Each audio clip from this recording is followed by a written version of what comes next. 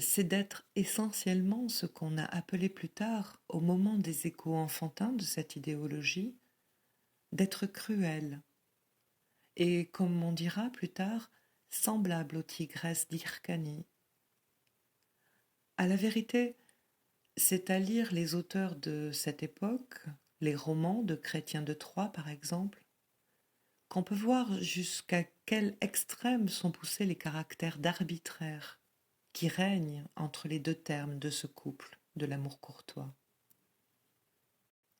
Bref, ce que je voudrais ici encore vous dire, après avoir souligné l'artifice de la construction courtoise, avant de vous montrer combien ces artifices se sont montrés durables, compliquant beaucoup plus qu'ils ne les ont simplifiés, loin de là, les relations entre l'idée de l'homme et celle du service de la femme.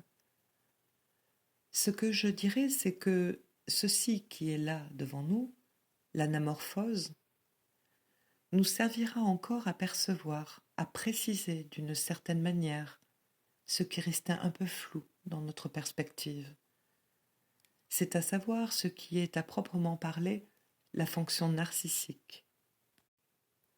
Vous savez que ce que j'ai cru devoir introduire de la fonction du miroir, comme structurant, comme exemple de la structure imaginaire, se qualifie dans le rapport narcissique.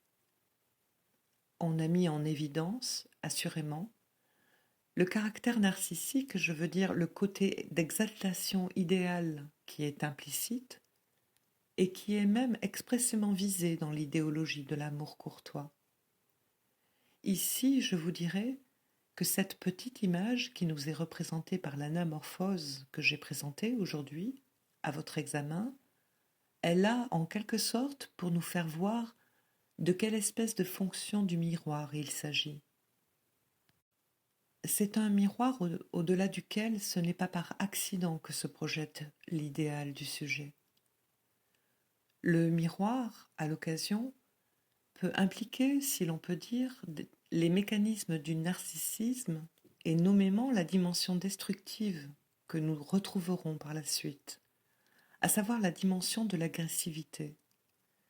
Mais il remplit un autre rôle.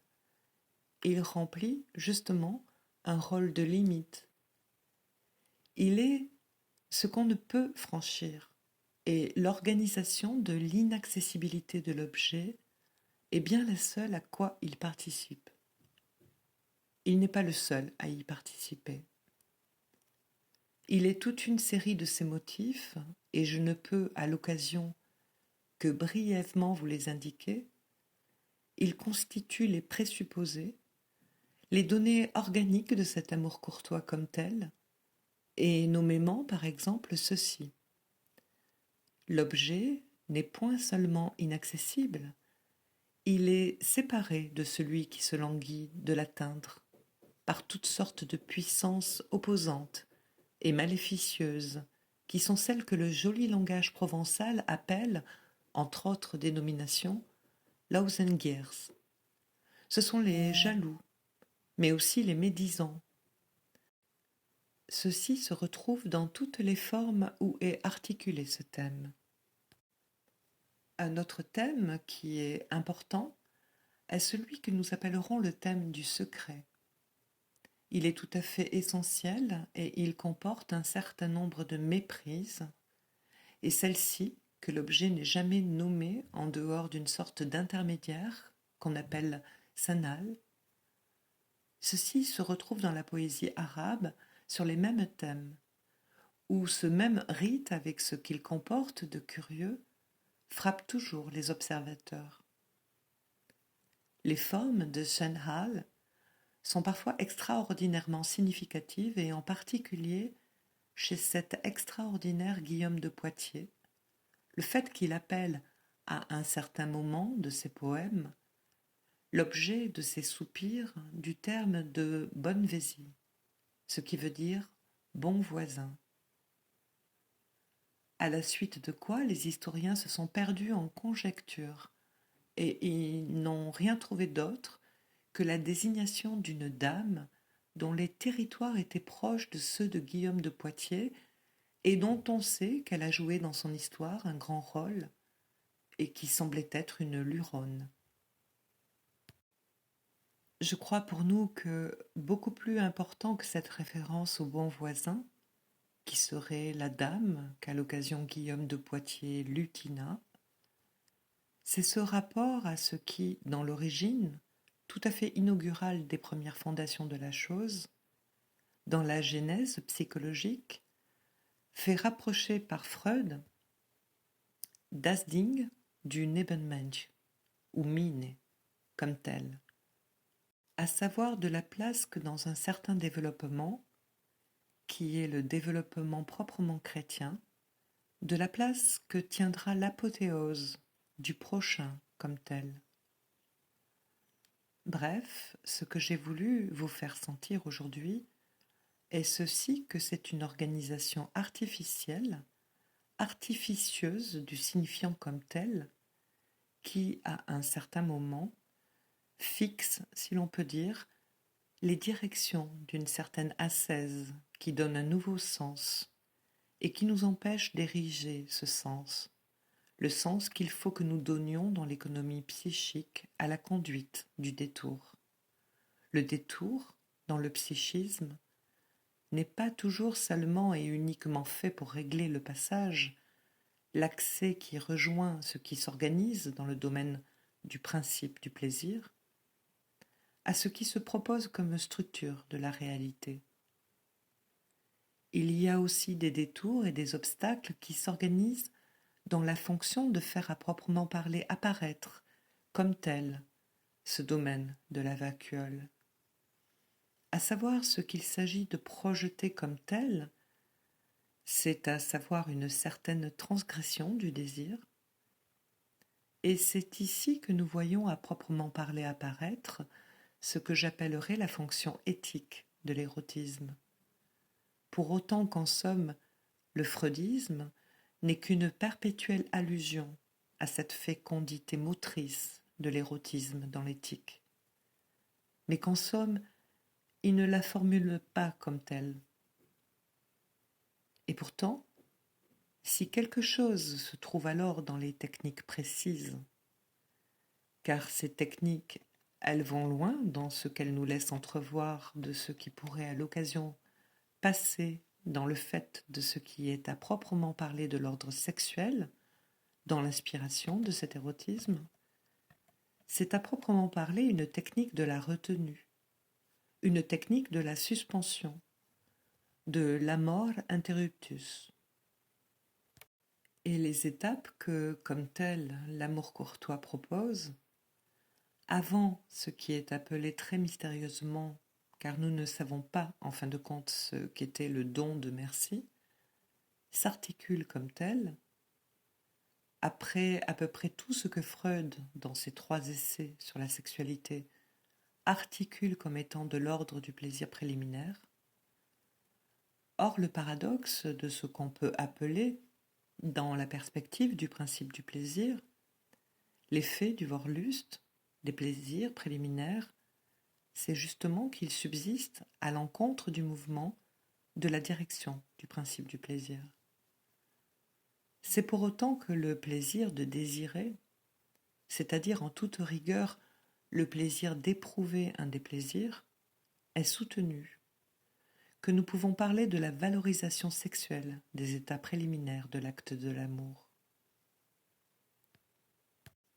Or, ce qui nous est indiqué dans la technique érotique de l'amour courtois, comme étant les étapes qui précèdent cette fusion, dont nous ne pouvons jamais savoir si elle est à proprement parler d'union mystique, de reconnaissance distante de l'autre, puisqu'aussi bien, dans beaucoup de cas, il semble qu'une fonction comme celle du salut, de la salutation, soit pour l'amoureux de l'amour courtois le don suprême, c'est-à-dire vraiment le signe de la présence de l'autre comme tel, et rien de plus, et je puis vous dire que ceci a été l'objet de spéculations qui ont été fort loin, jusqu'à identifier ce salut avec celui qui réglait dans le consolamentum les rapports des grades les plus élevés de l'initiation cathare.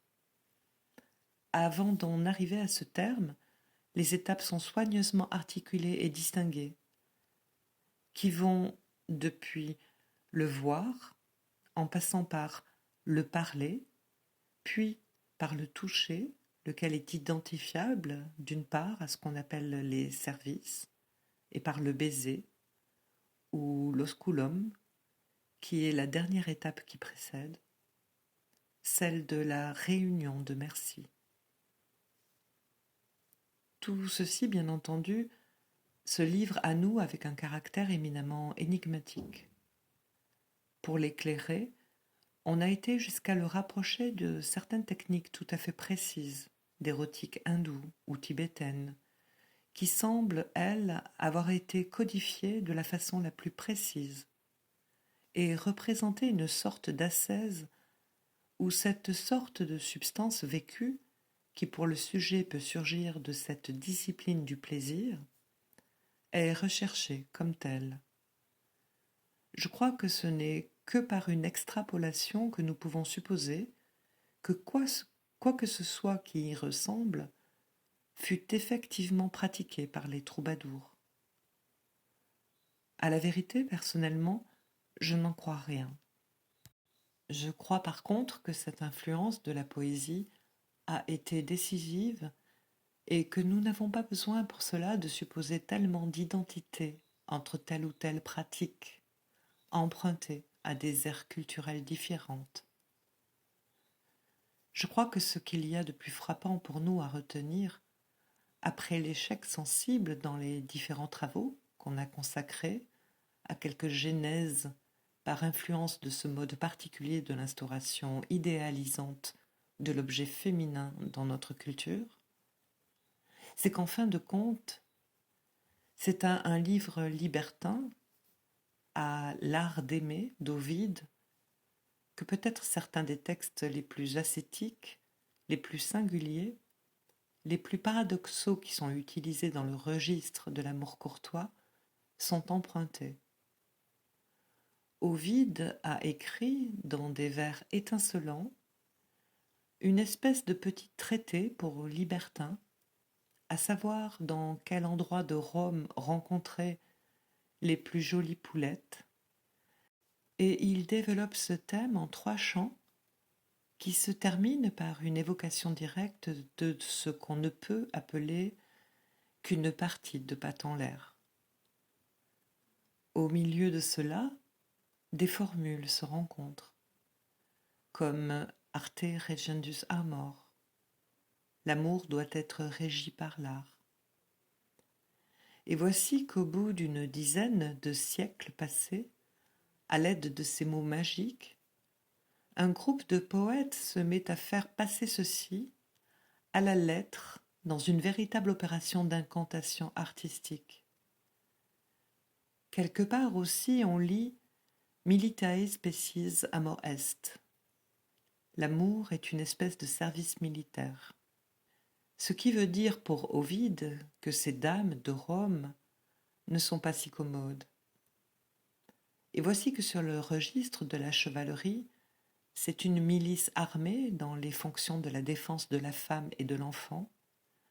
C'est, autrement dit, dans la perspective si joliment profilée par Don Quichotte que ces termes viennent à retentir.